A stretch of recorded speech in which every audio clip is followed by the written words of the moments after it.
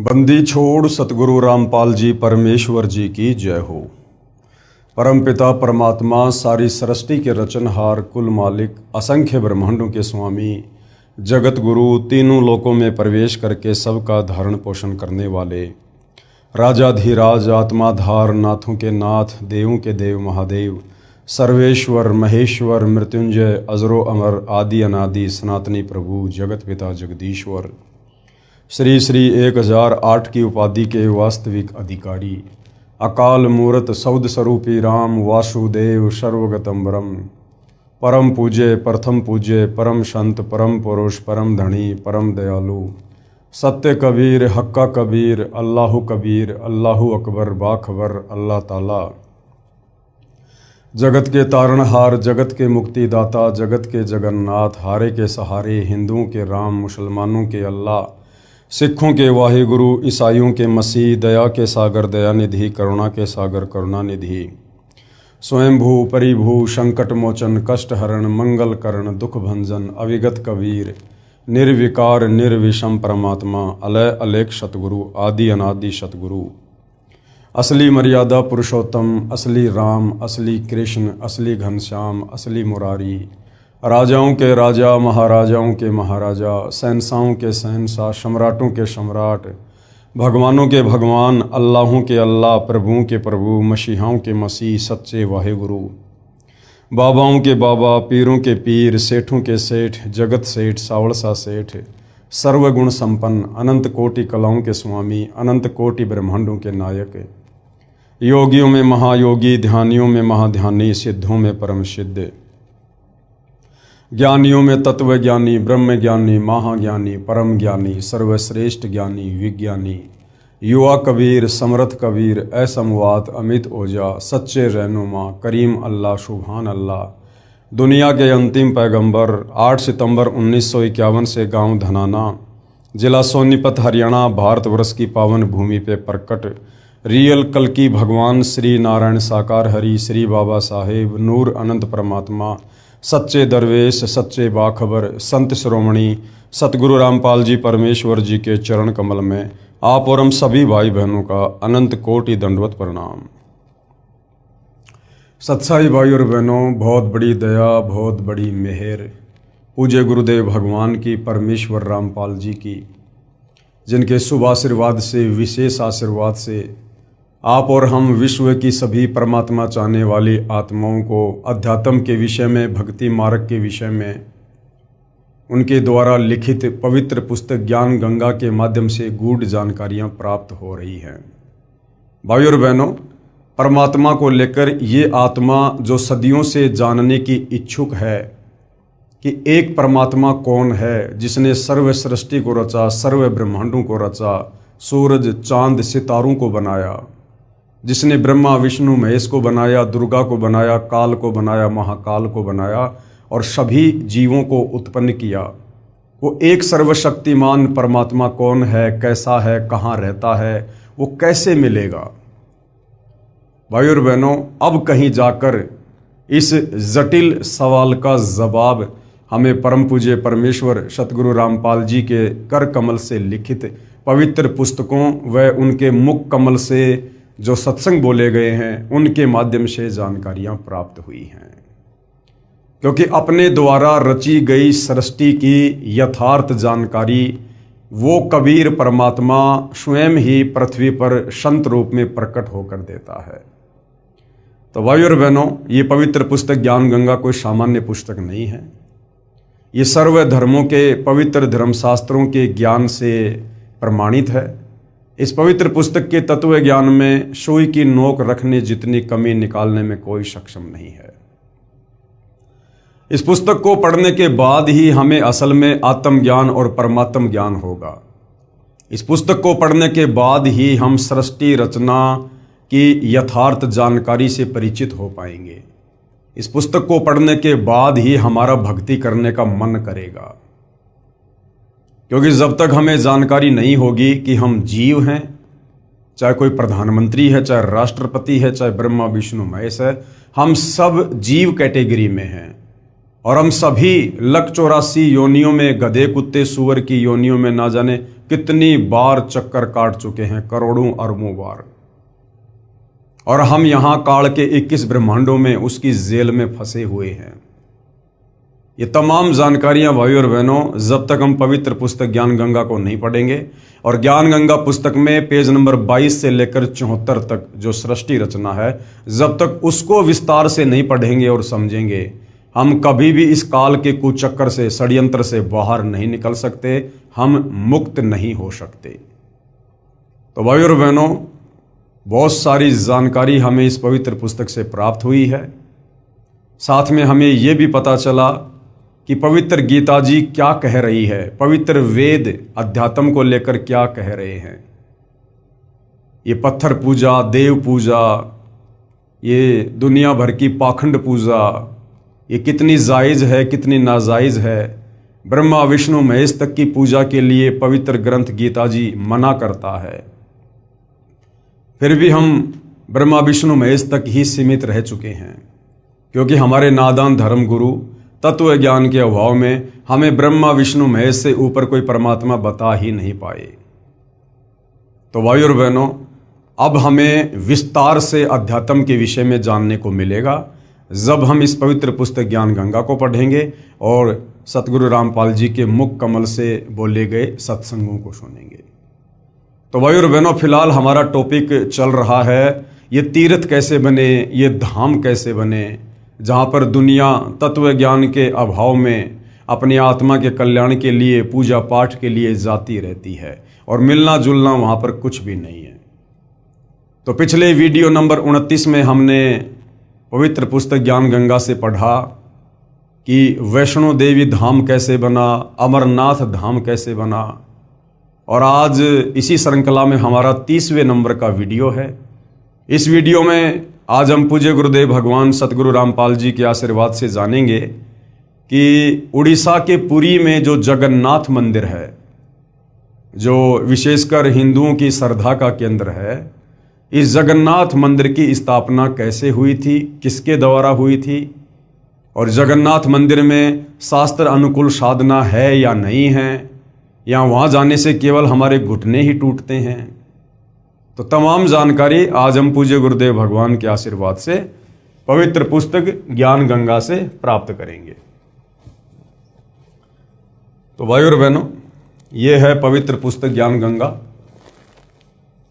और आज का हमारा जो टॉपिक है वो है पुरी, जो कि उड़ीसा में है। पुरी में श्री जगन्नाथ जी का मंदिर अर्थात धाम कैसे बना। देखो, जब तक हमें किसी धाम के विषय में, किसी तीर्थ के विषय में, किसी मंदिर के विषय में जानकारी नहीं होगी, तो भला फिर वहां जाने से हमें फायदा क्या। हमारी रुचि बनेगी नहीं, हम तो केवल भेड़ चाल में चले जाएंगे, भेड़ चाल में आ जाएंगे। तो हमें हकीकत से परिचित होना चाहिए सर्वप्रथम, उसके बाद हमने भक्ति मार्ग को चुनना चाहिए। उड़ीसा प्रांत में एक इंद्रदमन नाम का राजा था। वह भगवान श्री कृष्ण जी का अनन्य भगत था। अनन्य का मतलब होता है कि श्री कृष्ण जी के अलावा वो इष्ट रूप में अन्य किसी भी देवी देवता की पूजा नहीं करता था। ना श्री शंकर जी की करता था, ना श्री ब्रह्मा जी की करता था। वो केवल विष्णु जी अर्थात श्री कृष्ण जी का ही भगत था। एक रात्रि को श्री कृष्ण जी ने राजा को स्वप्न में दर्शन देकर कहा कि जगन्नाथ नाम से मेरा एक मंदिर बनवा दे। श्री कृष्ण जी ने यह भी कहा कि इस मंदिर में मूर्ति पूजा नहीं करनी है, केवल एक संत छोड़ना है जो दर्शकों को पवित्र गीता अनुसार ज्ञान प्रचार करे। समुद्र तट पर वह स्थान भी दिखाया जहां मंदिर बनाना था। अब भाई और बहनों, जब हम अध्यात्म की गहराई में जाएंगे, और अध्यात्म की गहराई में सतगुरु रामपाल जी के सत्संग सुने बिना हम लाख जन्म भी नहीं जा सकते, तब हमें वास्तव में पता चलेगा कि राजा इंद्रदमन को स्वप्न में श्री कृष्ण जी ने नहीं बल्कि कबीर परमेश्वर जी ने दर्शन दिए थे। क्योंकि भाई और बहनों, ये जगन्नाथ का मंदिर कबीर परमेश्वर जी ने बनवाना ही बनवाना था, क्योंकि ये काफ़ी वर्षों पहले की बात है। और चारों युगों में कबीर परमात्मा जो मोक्ष का प्राइम टाइम सेट करते हैं, वो ये वर्तमान कलयुग की बिचली पीढ़ी वाले समय को करते हैं। तो इस समय तक परमेश्वर ने क्या करना था? आत्माओं को धार्मिकता से जोड़ के रखना था, आत्माओं को भक्ति भाव में बना के रखना था। उसके लिए परमेश्वर जी ने ये जगन्नाथ का मंदिर बनवाया था। सुबह उठकर राजा इंद्रदमन ने अपनी पत्नी को बताया कि आज रात्रि को भगवान श्री कृष्ण जी दिखाई दिए और मंदिर बनवाने के लिए कहा है। रानी ने कहा, शुभ कार्य में देरी क्या, सारी संपत्ति उन्हीं की दी हुई है, उन्हीं को समर्पित करने में क्या सोचना है।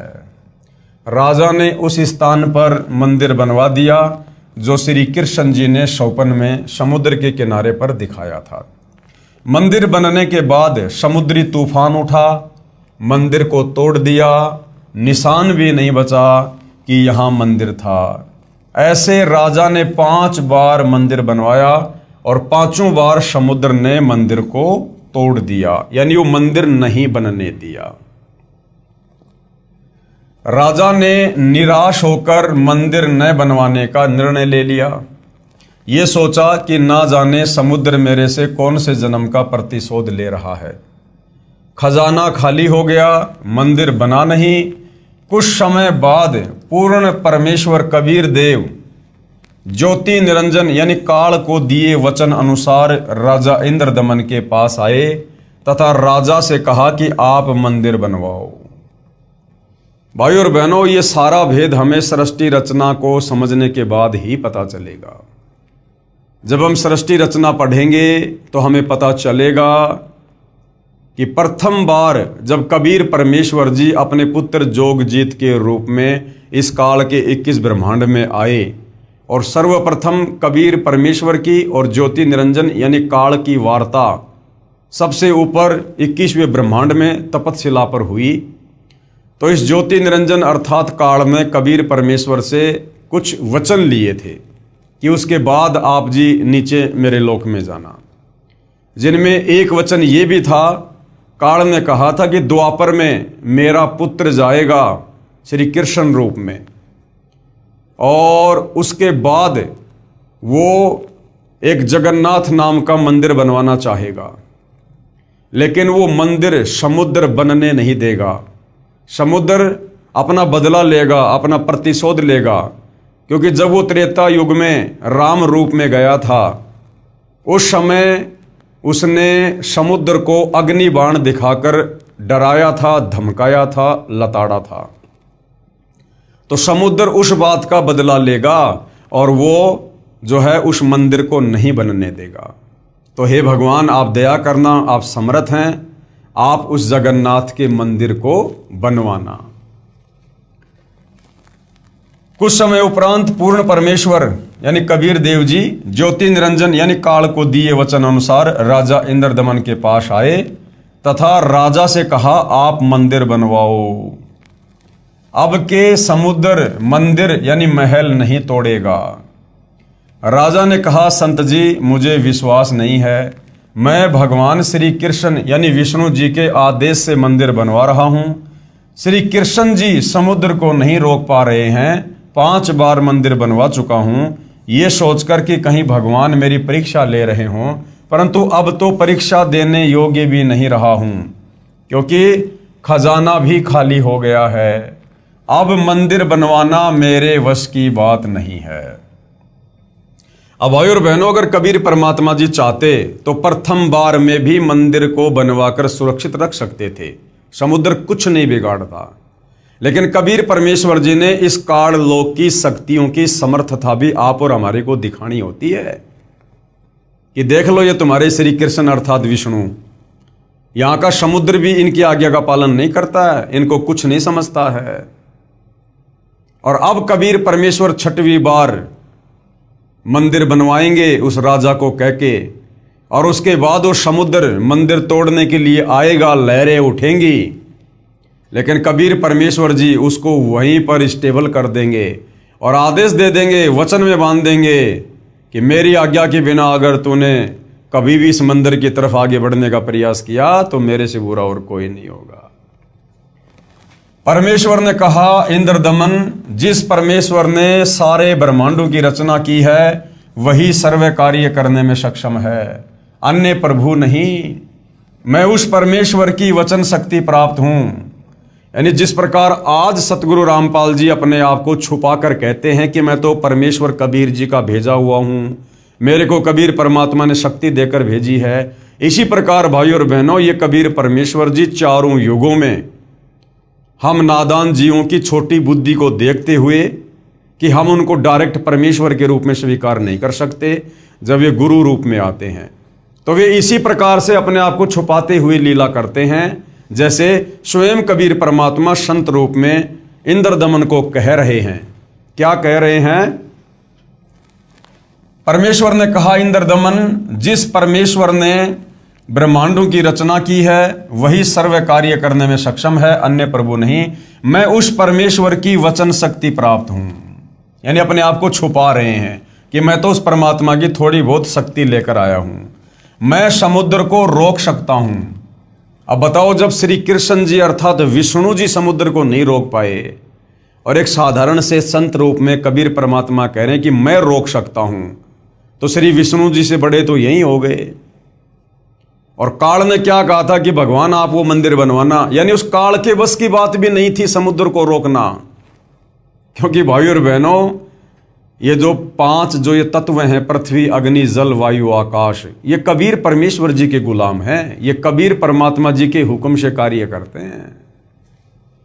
तो वो काल भी सक्षम नहीं था समुद्र को रोकने में, अन्यथा परमात्मा से वचन ही क्यों लेता कि आप मंदिर बनवाना, वो खुद ना बनवा देता, समुद्र को रोक देता। लेकिन वो काल भी सक्षम नहीं है।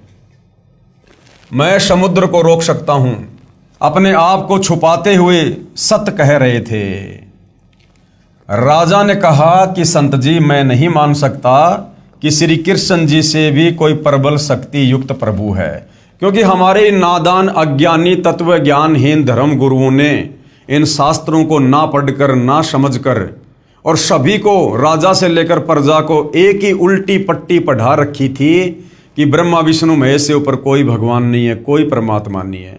तो राजा इंद्रदमन भी उसी अज्ञान के ऊपर दृढ़ था और कह रहा था कि संत जी, मुझे आपकी बात पर विश्वास नहीं है कि आप समुद्र को रोक दोगे और मंदिर को तोड़ने से बचा लोगे, क्योंकि मैं तो श्री कृष्ण जी से ऊपर किसी को भी परमात्मा या अन्य कोई शक्ति नहीं मानता। जब वे ही समुद्र को नहीं रोक सके तो आप कौन से खेत की मूली हो, क्योंकि परमात्मा एक साधारण से संत के रूप में थे। मुझे विश्वास नहीं होता तथा न ही मेरी वित्तीय स्थिति यानी मेरी आर्थिक स्थिति, मेरे पास में अब खजाना भी इतना नहीं है कि मैं महल को बनवा सकूं, यानी वो मंदिर बनवा सकूं। संत रूप में आए कबीर देव, कबीर परमेश्वर ने कहा, आज भी तो संत रूप में आए हुए हैं, सतगुरु रामपाल जी के रूप में आए हुए हैं। राजन, यदि मंदिर बनवाने का मन बने तो मेरे पास आ जाना, मैं फला फला जगह पर रहता हूं। अब के समुद्र मंदिर को नहीं तोड़ेगा, ये कहकर प्रभु चले गए। अब राजा इंद्रदमन को भाई और बहनों फिर भी विश्वास नहीं होना था, क्योंकि वो पूरी तरह से टूट चुका था 5 बार मंदिर बनवाकर। अब कबीर परमात्मा जी स्वयं ही राजा इंद्रदमन को रात्रि में श्री कृष्ण जी के रूप में दर्शन देते हैं और कहते हैं कि इंद्रदमन, वो जो संत आया था ना भाई, उसकी शक्ति का कोई वार पार नहीं है, और भाई तू उसके पास चला जा और अब की बार मंदिर बनवा, उस संत की शक्ति से अब की बार समुद्र मंदिर को नहीं तोड़ेगा। स्वप्न में श्री कृष्ण जी नहीं, स्वयं कबीर परमात्मा जी ही श्री कृष्ण जी का रूप बनाकर इंद्रदमन को ये सारी बातें कहते हैं। अगर परमात्मा स्वयं कह देते संत रूप में, तो जब आमने सामने कह रहे थे परमात्मा संत रूप में कि भाई अब की बार मंदिर बनवा दे, नहीं टूटेगा, जब राजा इंद्रदमन उस समय विश्वास नहीं कर रहा था, तो स्वप्न में भला कैसे विश्वास करता। इसलिए कबीर परमात्मा जी ने श्री कृष्ण जी का रूप बनाकर राजा इंद्रदमन को स्वप्न में दर्शन देने पड़े। उसी रात्रि में भगवान श्री कृष्ण जी ने फिर राजा इंद्रदमन को दर्शन दिए। भगवान श्री कृष्ण ने नहीं, क्योंकि यह तत्व ज्ञान है भाई और बहनों।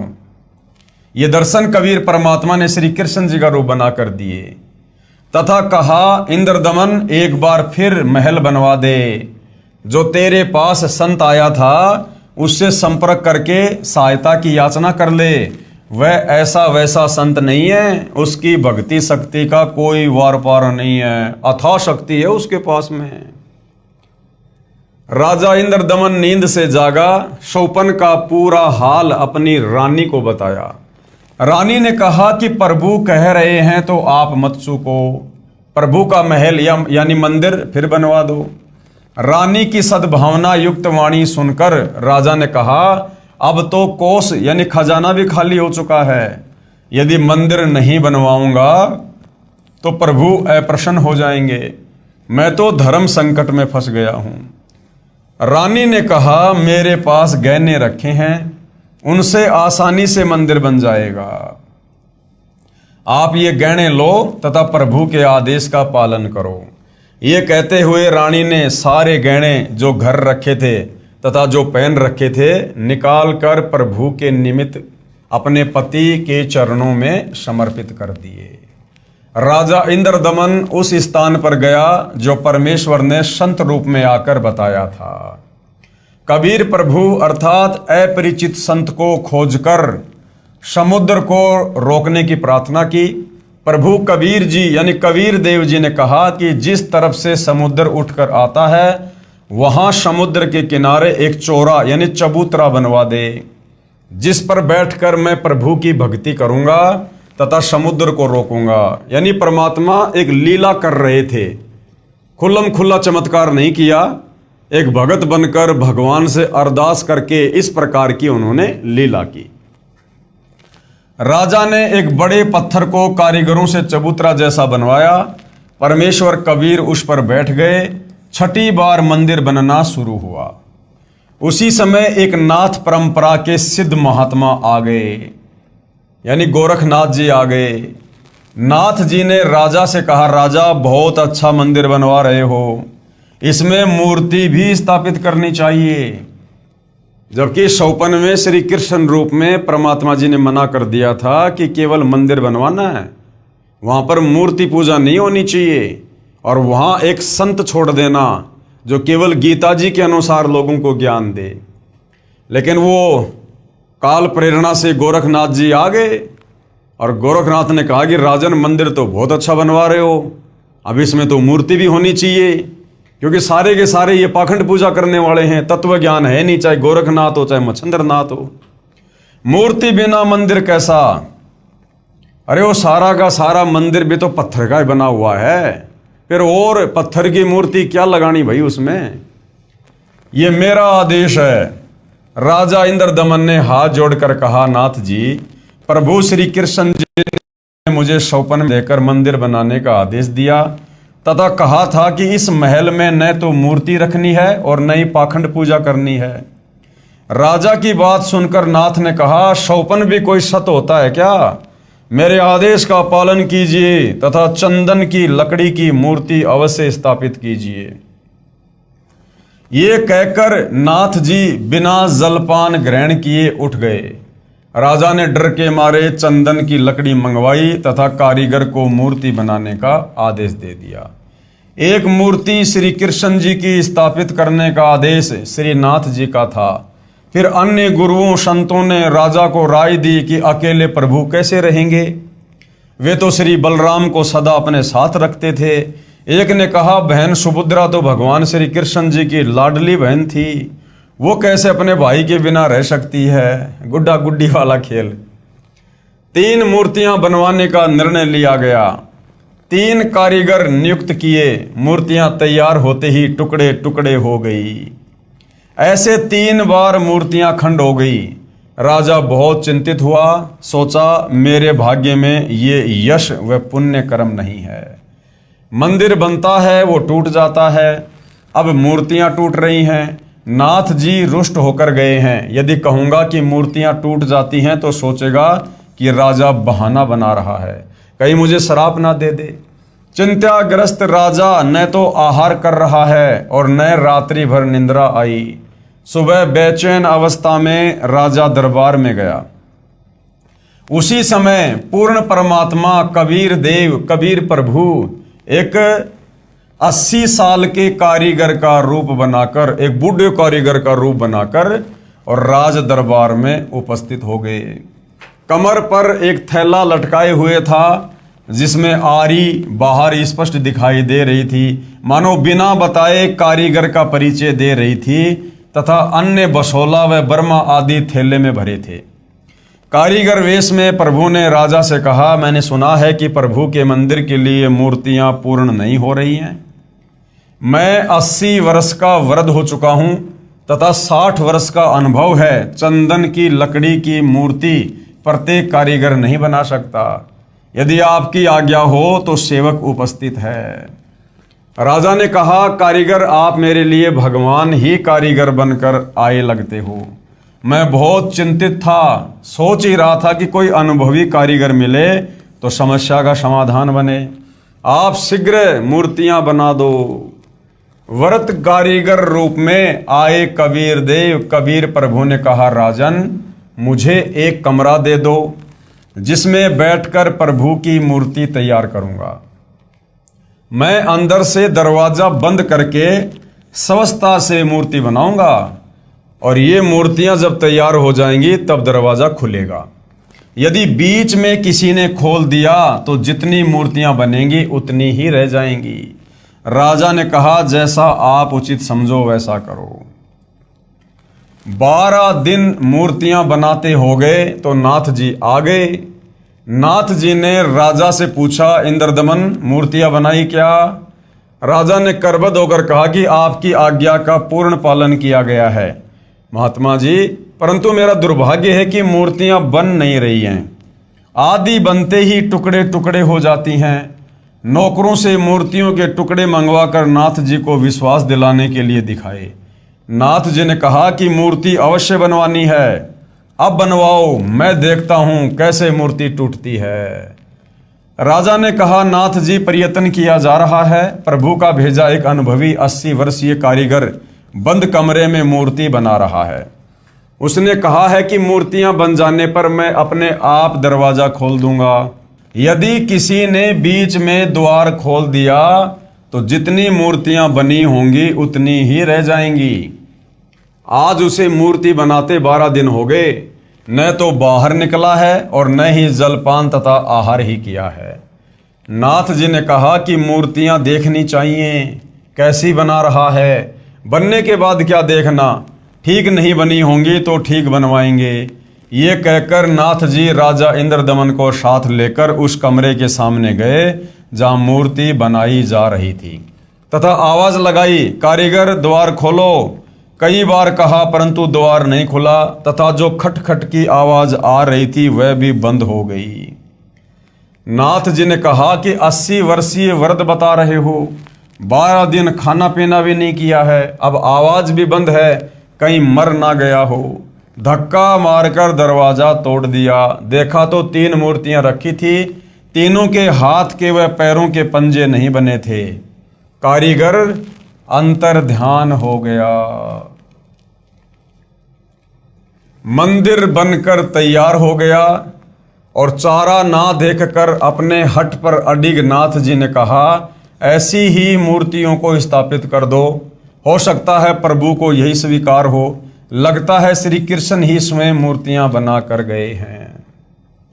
मुख्य पांडे ने शुभ मुहूर्त निकालकर अगले दिन ही मूर्तियों की स्थापना कर दी।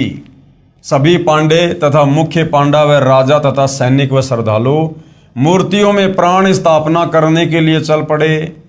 पूर्ण परमेश्वर कबीर देव एक शूद्र का रूप धारण करके और मंदिर के मुख्य दरवाजे के बीच में मंदिर की ओर मुख करके खड़े हो गए। ऐसी लीला कर रहे थे मानो उनको ज्ञान ही ना हो कि पीछे से प्रभु की प्राण स्थापना की सेना आ रही है। आगे आगे मुख्य पांडा चल रहा था। परमेश्वर फिर भी द्वार के बीच में ही खड़े रहे।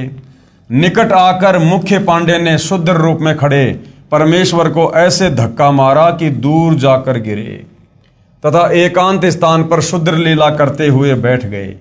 राजा सहित सभी श्रद्धालुओं ने मंदिर के अंदर जाकर देखा तो सारी मूर्तियां उसी द्वार पर खड़े शुद्र रूप परमेश्वर का रूप धारण किए हुए थी।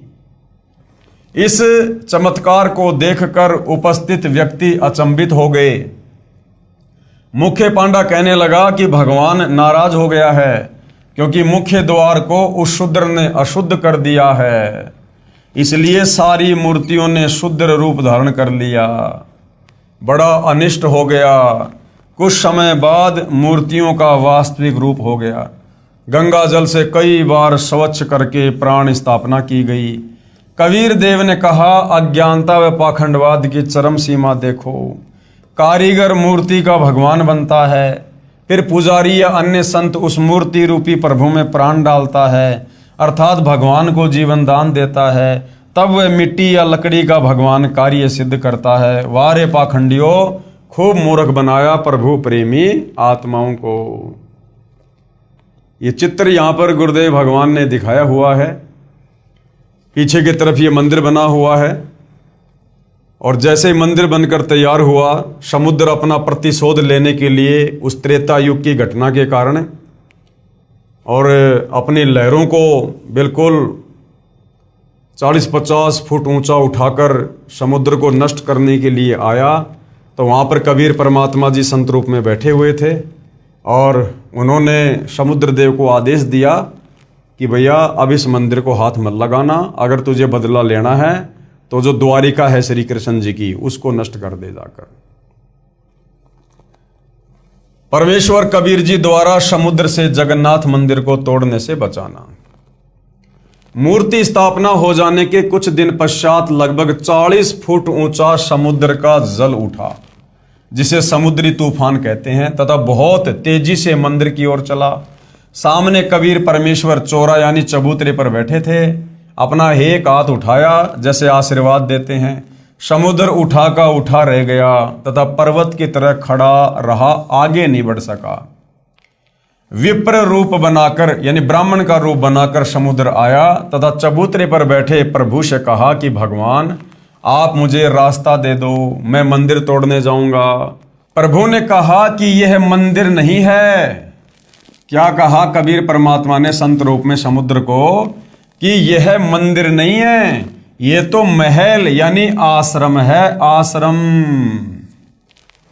भाई और बहनों, जगन्नाथ का मंदिर कोई सामान्य मंदिर नहीं है।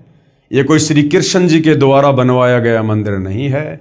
यह कबीर परमात्मा ने स्वयं ही इंद्रदमन को स्वप्न में दर्शन देकर मंदिर बनवाया है, और आने वाले समय में स्वयं कबीर परमेश्वर जो वर्तमान में सतगुरु रामपाल जी के नाम से धरती पर प्रकट हैं, उस आश्रम में जाकर विराजमान होंगे, सत्संग करेंगे, लोगों को उपदेश करेंगे।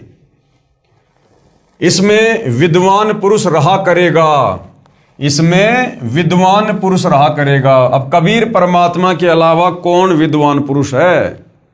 असल में यदि कोई विद्वान है धरती पर तो वर्तमान में सतगुरु रामपाल जी हैं। विद्वान का मतलब ये नहीं जो पढ़ा लिखा हो, 2-4 भाषाओं का ज्ञाता हो, नहीं। जो तत्व ज्ञानी होता है वो विद्वान होता है, और कबीर परमेश्वर के अलावा और कोई भी विद्वान की परिभाषा में सेट नहीं होता है। इसमें विद्वान पुरुष रहा करेगा तथा पवित्र गीता जी का ज्ञान दिया करेगा। अब जब से जगन्नाथ का मंदिर बना है भाई और बहनों, तब से लेकर आज मई 2026 तक तो उस जगन्नाथ के मंदिर में कोई भी विद्वान पुरुष नहीं बैठा है, और ना ही गीता जी के अनुसार आज तक किसी ने वहां पर कोई उपदेश दिया है। तो कबीर परमात्मा जी ने कहा था उस समय कि इसमें विद्वान पुरुष रहा करेगा तथा पवित्र गीता जी का ज्ञान दिया करेगा। तो आने वाले समय में सतगुरु रामपाल जी उस जगन्नाथ के मंदिर में विराजमान होंगे, और परमेश्वर वहीं से अपनी आगे की लीलाओं को अंजाम देंगे। आपका इसको नष्ट करना शोभा नहीं देता। समुद्र ने कहा मैं इसे अवश्य तोड़ूंगा। प्रभु ने कहा कि जाओ, कौन रोकता है? समुद्र ने कहा कि मैं विवश हो गया हूं, आपकी शक्ति अपार है, मुझे रास्ता दे दो प्रभु। परमेश्वर कबीर साहिब जी ने पूछा कि आप ऐसा क्यों कर रहे हो? तो विपर रूप में उपस्थित समुद्र ने कहा कि जब यह श्री कृष्ण जी त्रेता युग में श्री रामचंद्र रूप में आया था, तब इसने मुझे अग्नि बाण दिखाकर बुरा भला कहकर अपमानित करके रास्ता मांगा था। मैं वह प्रतिशोध यानी बदला लेने जा रहा हूं। अब यहां भाई और बहनों सब में ऐसे राग द्वेष भरा है कूट कूट के। अब तो त्रेता युग की घटना का बदला वो समुद्र देव और जगन्नाथ के मंदिर को तोड़कर लेना चाह रहा है। आम इंसान में तो छोड़ो, इन देवी देवताओं में भी राग द्वेष ईर्ष्या ज्यों की त्यों भरी पड़ी है। अब बताओ, इन देवी देवताओं की भक्ति करके, पूजा करके, इनको फॉलो करके, इनके मंदिर मस्जिद बनवा बनवा के क्या हम कभी इस प्रकार के विकारों से रहित हो सकते हैं? कभी नहीं हो सकते। परमेश्वर कबीर जी ने कहा कि प्रतिशोध तो आप पहले ही ले चुके हो, आपने द्वारिका को डुबो रखा है। समुद्र ने कहा कि अभी पूरी नहीं डुबा पाया हूं, आधी रहती है।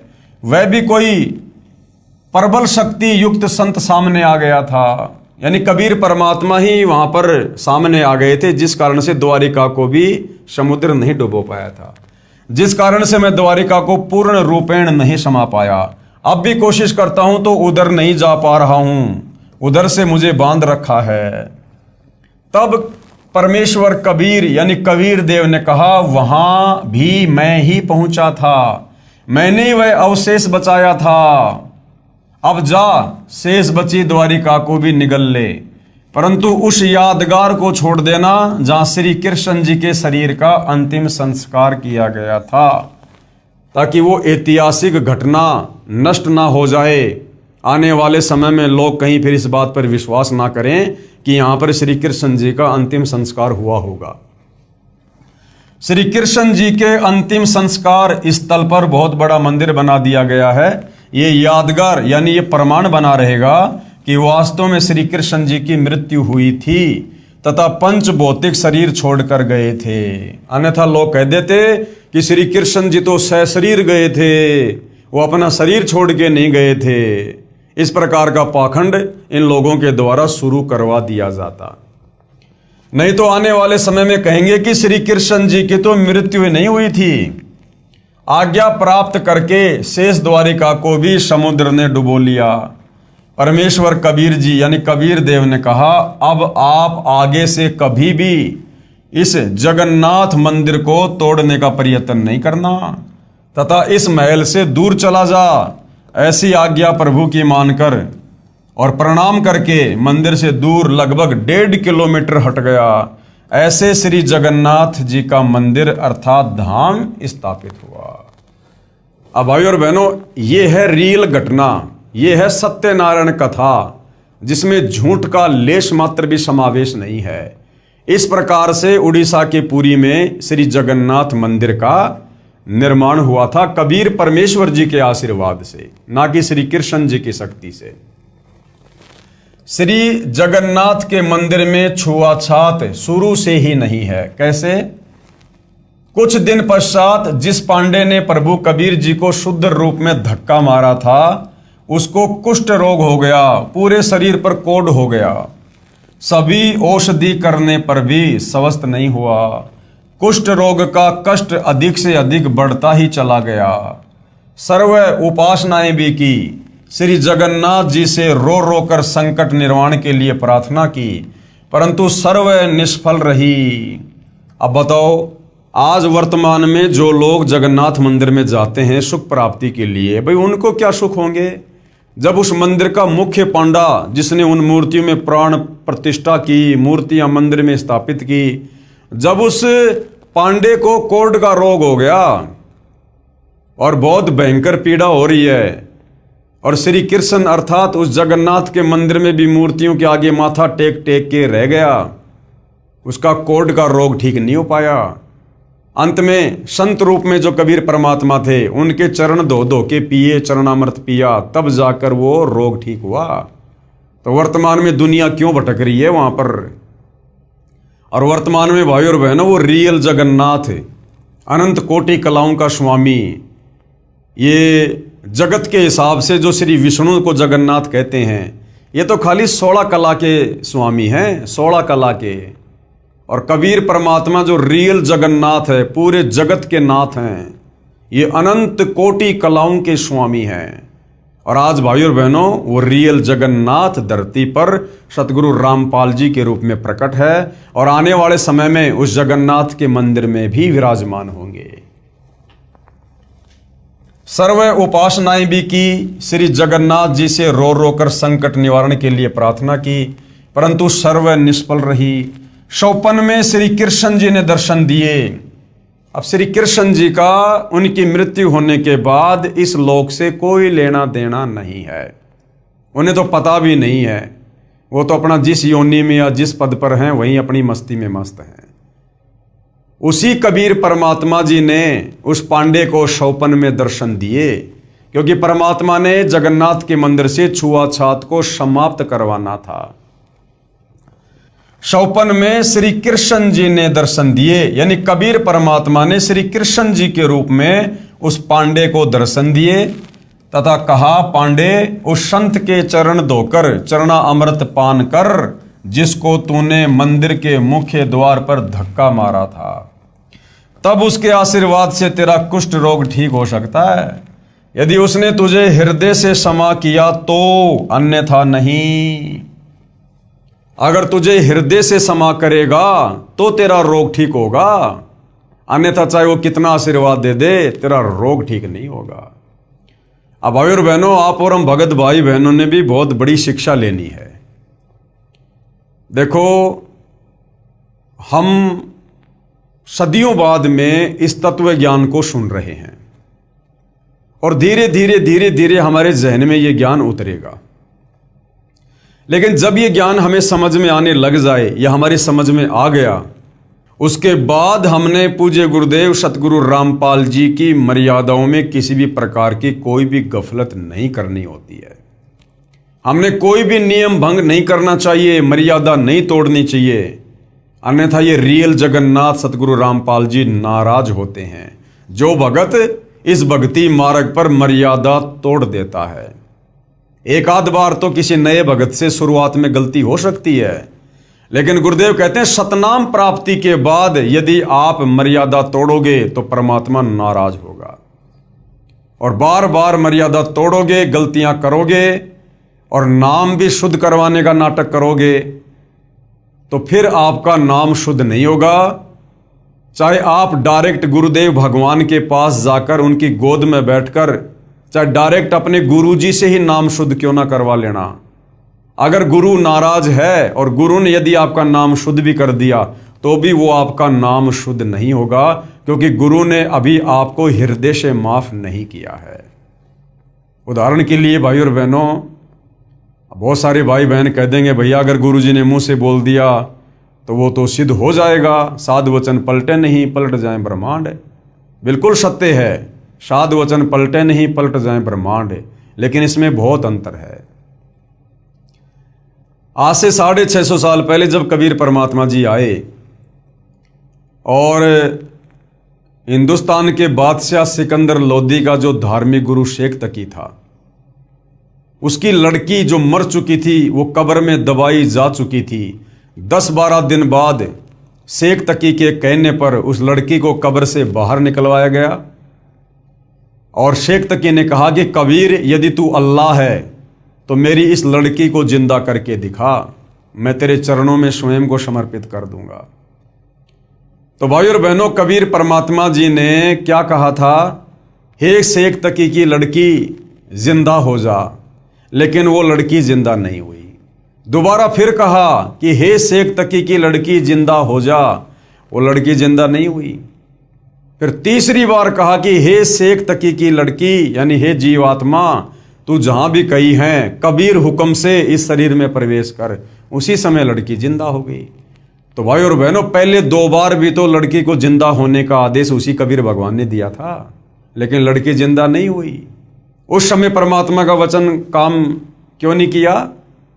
क्योंकि ये परमेश्वर की अपनी इच्छा, अपनी मर्जी पर है कि उनका कौन सा आशीर्वाद काम करेगा और कौन सा आशीर्वाद काम नहीं करेगा। तो इसी प्रकार जो भगत भाई बहन भक्ति मार्ग पर बार बार गलतियां करते हैं, मर्यादा तोड़ते हैं और वो सोचे कि हमने तो गुरुजी से नाम शुद्ध करवा लिया, यदि आपके गुरुजी ने हृदय से नाम शुद्ध नहीं किया तो गुरु के द्वारा शुद्ध किया गया नाम भी कोई काम नहीं करेगा। तो इस प्रकार से मर्यादा तोड़ने से भगत ने बचना चाहिए, अपने गुरुजी को नाराज करने से बचना चाहिए। यदि उसने तुझे हृदय से समा किया तो, अन्यथा नहीं। मरता क्या नहीं करता। वह मुख्य पांडा सवेरे उठा, कई सहयोगी पांडवों को साथ लेकर उस स्थान पर गया जहां पर प्रभु कबीर शुद्ध रूप में विराजमान थे। ज्यों ही पांडा प्रभु के निकट आया तो परमेश्वर उठकर चल पड़े। लीला कर रहे थे परमात्मा, तथा कहा, हे पांडा, मैं तो अछूत हूं, मेरे से दूर रहना, कहीं आप अपवित्र ना हो जाओ। पांडा निकट पहुंचा, परमेश्वर और आगे चल पड़े। तब पांडा फूट फूट कर रोने लगा तथा कहा, परवरदिगार, मेरा दोष क्षमा कर दो। तब दयालु प्रभु रुक गए। पांडे ने आदर के साथ एक स्वच्छ वस्त्र जमीन पर बिछाकर प्रभु को बैठने की प्रार्थना की। प्रभु उस वस्त्र पर बैठ गए। तब उस पांडे ने स्वयं चरण धोए तथा चरणामृत को पात्र में वापस डाल लिया। प्रभु कबीर जी ने कहा, पांडे, 40 दिन तक इसे पीना भी तथा स्नान करने वाले जल में कुछ डालकर स्नान करते रहना। 40वें दिन तेरा कुष्ठ रोग समाप्त होगा। तथा कहा कि भविष्य में भी इस जगन्नाथ जी के मंदिर में किसी ने छुआछात किया तो उसको भी दंड मिलेगा।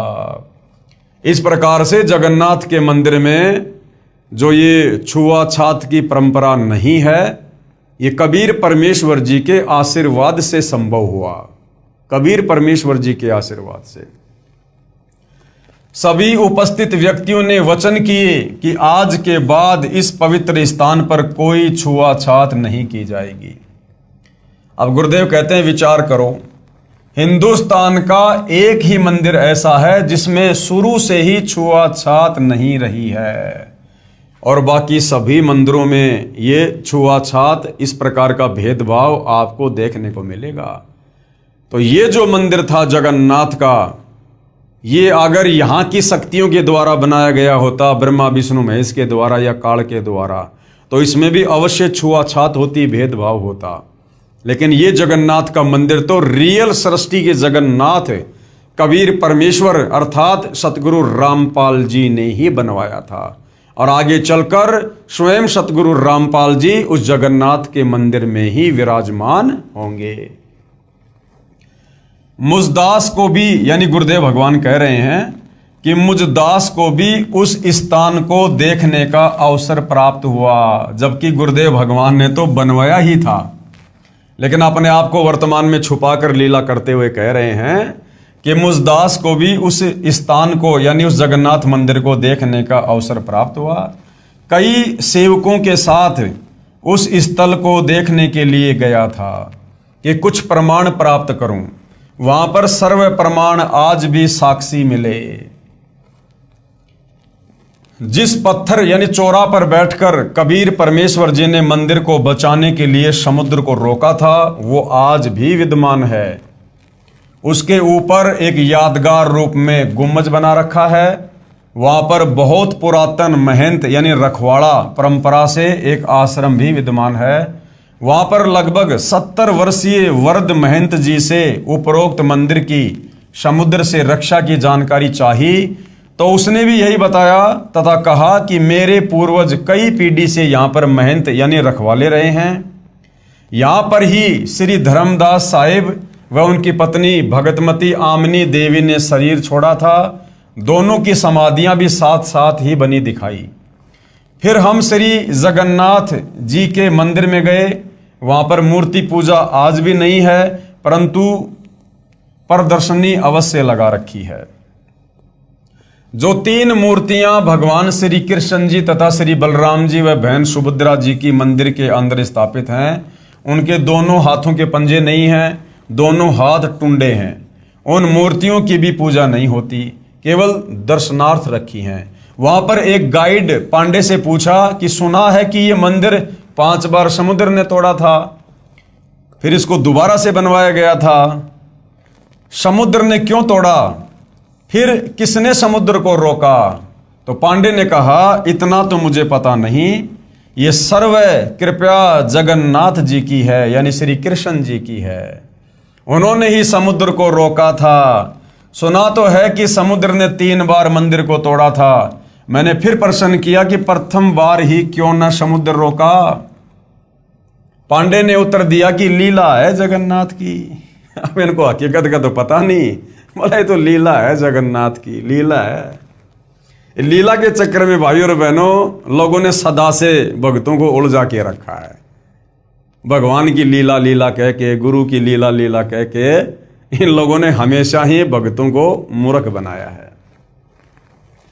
मैंने फिर पूछा कि इस मंदिर में छुआछात है या नहीं, तो पांडे ने कहा, यानी जो गाइड था उसने कहा कि जब से मंदिर बना है यहां कोई छुआछात नहीं है। मंदिर में शूद्र तथा पांडा एक थाली या पत्तल में खाना खा सकते हैं, कोई मना नहीं करता। उस मंदिर में जो पांडा होता है, जो पुजारी होता है वो, और भले कोई शूद्र है, वो दोनों एक ही पत्तल में खाना खा सकते हैं। वहां पर कोई छुआछात नहीं है। परमेश्वर कबीर जी के आशीर्वाद से वो परंपरा आज भी है।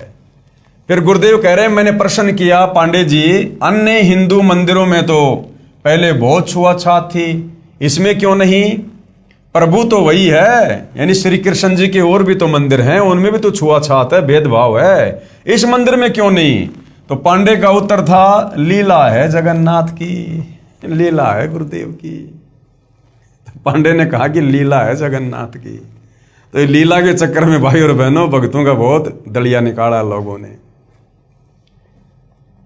अब पुण्यात्माएं विचार करें कि सत्य को कितना दबाया गया है। एक लीला जगन्नाथ की कहकर पवित्र यादगारें आदरणीय हैं, परंतु आत्म कल्याण तो केवल पवित्र गीता जी व पवित्र वेदों में वर्णित तथा परमेश्वर कबीर जी द्वारा दिए तत्व ज्ञान के अनुसार भक्ति साधना करने मात्र से ही संभव है। अन्यथा शास्त्र विरुद्ध होने से मानव जीवन व्यर्थ हो जाएगा।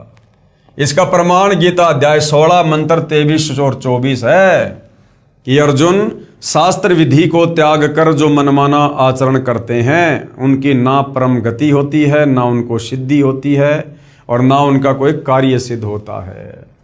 श्री जगन्नाथ के मंदिर में प्रभु के आदेश अनुसार पवित्र गीता जी के ज्ञान की महिमा का गुणगान होना ही श्रेयकर है। अब क्या कह रहे हैं गुरुदेव? गुरुदेव कह रहे हैं कि उस जगन्नाथ के मंदिर में, जैसा कि भगवान ने कहा था कि यहां पर मूर्ति पूजा नहीं होनी चाहिए, यहां पर एक संत रहेगा, विद्वान पुरुष रहेगा और वो गीता जी के अनुसार लोगों को ज्ञान देगा। तो अब गुरुदेव क्या कह रहे हैं? श्री जगन्नाथ के मंदिर में प्रभु यानी भगवान के आदेश अनुसार, क्योंकि श्री कृष्ण जी के रूप में वो आदेश किसने दिया? इंद्रदमन को कबीर परमात्मा ने। तो मंदिर में प्रभु के आदेश अनुसार पवित्र गीता जी के ज्ञान की महिमा का गुणगान होना ही श्रेयकर है। तो भाइयों और बहनों, गीता जी की महिमा का वर्णन तो उस मंदिर में बैठकर वो करेगा जिसको वास्तव में गीता जी का ज्ञान प्राप्त होगा, जो गीता जी के ज्ञान को जानता होगा, जो तत्व ज्ञानी होगा। और यहां तो किसी शंकराचार्य को भी गीता जी का यथार्थ ज्ञान, यथार्थ सार का पता नहीं है। तो आने वाले समय में सतगुरु रामपाल जी ही जगन्नाथ के मंदिर में विराजमान होकर अपनी आगे की लीला करेंगे। तथा जैसा श्रीमद् भगवत गीता जी में भक्ति विधि है, उसी प्रकार साधना करने मात्र से ही आत्म कल्याण संभव है। अन्यथा जगन्नाथ जी के दर्शन मात्र या खिचड़ी प्रसाद खाने मात्र से कोई लाभ नहीं, क्योंकि ये क्रिया श्री गीता जी में वर्णित न होने से शास्त्र विरुद्ध हुई, जो अध्याय 16 मंत्र 23 व 24 में प्रमाण है। तो भाइयों और बहनों, इस कथा से हमें बहुत ही गहरी शिक्षा मिलती है कि वास्तव में जो रियल जगन्नाथ है, और भविष्य मालिका के अनुसार भी आने वाले समय में प्रभु जगन्नाथ उस मंदिर में विराजमान होंगे। तो भाई श्री कृष्ण जी या फिर विष्णु जी की तो कोई उम्मीद ना करे कि वो विष्णु या कृष्ण जी दोबारा से आकर और जगन्नाथ के मंदिर में विराजमान होंगे। तो इस कलयुग में जो रियल जगन्नाथ हैं, और वैसे जो सारी सृष्टि के जगन्नाथ हैं, सर्व सृष्टि को रचने वाले, वो है कबीर परमेश्वर, कबीर देव। और आज वो कबीर परमात्मा सतगुरु रामपाल जी के नाम से धरती पर प्रकट हैं। और आने वाले समय में यही रियल जगन्नाथ सतगुरु रामपाल जी इस जगन्नाथ के मंदिर में स्वयं विराजमान होंगे और अपनी आगे की लीला कबीर परमेश्वर इसी मंदिर में बैठकर करेंगे। ये दास पहले भी कई बार गुरुदेव के सत्संगों के आधार से और उनके द्वारा लिखित पुस्तकों के आधार से आप भाई बहनों को बता चुका है। तो भाई और बहनों, आज पवित्र पुस्तक ज्ञान गंगा के ऊपर इस वीडियो में हम केवल इतनी चर्चा करेंगे। कल हम फिर सेवा में हाजिर होंगे। अगला हमारा जो टॉपिक होगा वो होगी स्वर्ग की परिभाषा। वास्तव में स्वर्ग क्या है? हर आदमी तत्व ज्ञान के अभाव में मरने के बाद में स्वर्ग जाना चाहता है। चाहे किसी ने भक्ति की हो ना की हो, सारी जिंदगी उल्टे कर्म की हो, उसके मरने के बाद में उसकी फोटो बनवा कर नीचे लिख दिया जाता है फला फला दिन स्वर्गवास हुआ। भले वो नरक में गया लेकिन पीछे से घर वालों ने लिखवा दिया स्वर्गवास। तो ये स्वर्ग वास्तव में है क्या? लोगों की स्वर्ग जाने की इच्छा क्यों बनती है? क्योंकि हमारे को केवल स्वर्ग ही बताया गया कि स्वर्ग से ऊपर, बैकुंठ से ऊपर और कुछ नहीं है। अंतिम उपलब्धि भक्ति की केवल स्वर्ग है, बैकुंठ है। अब वास्तव में भाई और बहनों, स्वर्ग तो एक जेल है, जेल। और स्वर्ग यानी भक्ति के आनंद के लिए जहां पर साधक जाकर बैठता है मरने के बाद, तो स्वर्ग तो बहुत ही निम्न कैटेगरी है, बहुत ही छोटी कैटेगरी है, नीचे स्तर की कैटेगरी है। इससे ऊपर तो 21 ब्रह्मांड में भी बहुत सारे सुखमय स्थान हैं। और जो रियल स्वर्ग है, रियल बैकुंठ है, वो तो तत्व ज्ञान से अब पता चलता है, वो तो सतलोक है, सचखंड है। तो वर्तमान में तत्व ज्ञान के अभाव से सदियों से जो भाई बहन ये नहीं समझ पाए कि वास्तव में स्वर्ग क्या है। स्वर्ग कोई परमानेंट जगह थोड़ी है कि एक बार मरने के बाद में स्वर्ग चले गए तो हमेशा स्वर्ग में रहेंगे। तो स्वर्ग को तो गुरुदेव ने केवल एक रेस्टोरेंट बताया, एक होटल बताया कि जब तक आपके द्वारा मनुष्य जन्म में की गई भक्ति कमाई आप उस स्वर्ग रूपी होटल में जमा करवाएंगे, और जब तक आपकी वो दान पुण्य की, नाम जाप की, भक्ति रूपी कमाई उस स्वर्ग में जमा रहेगी, तब तक आप जी वहां पर मौज मस्ती कर लो। उसके बाद फिर आपको नरक में, लक 84 योनि में और जन्म मरण के चक्कर में काल डाल देता है। तो अगले टॉपिक पर भाई और बहनों हम यही चर्चा करेंगे कि वास्तव में स्वर्ग क्या है। तो आज की वीडियो में केवल इतना ही। पूज्य गुरुदेव भगवान हम सबको आज्ञा दें, आशीर्वाद दें, सद्बुद्धि दें, हमारा मार्गदर्शन करें, हमें भ्रमने भटकने से बचाएं। बंदी छोड़ सतगुरु रामपाल जी परमेश्वर जी की जय हो।